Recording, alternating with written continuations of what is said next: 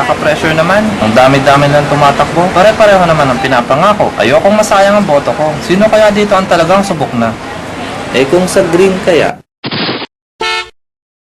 Kasi siya yung nakikita ko may potential na, ayun, na may potential na maging presidente compared dun sa iba.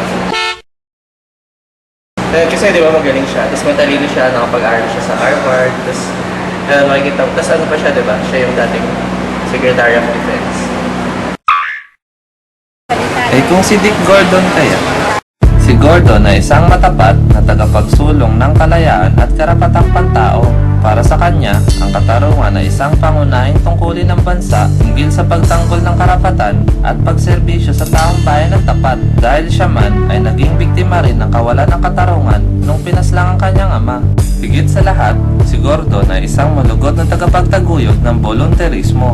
Siya ay membro ng Philippine National Red Cross na mahigit na 40 taon. Sa kanyang liderato bilang chairman ng PNRC, napabago niya ang kalakaran dito. Nagkaroon ng mga state-of-the-art rescue equipment ito. Dagdag ambulansya, rescue trucks, rubber boats, at amphibians para mabigyan ng kaagarang aksyon ang sinumang nasa sakuna o bingit ng kamatayan dahil sa kalamidad. Si Gordon ay isang leader na 24/7.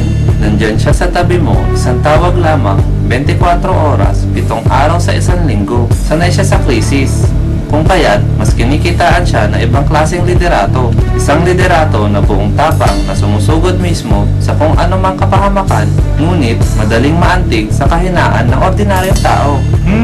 Si Gordon nga ang noon pa man ay tumutulong na sa taong bayan. Dito ako sa subok na.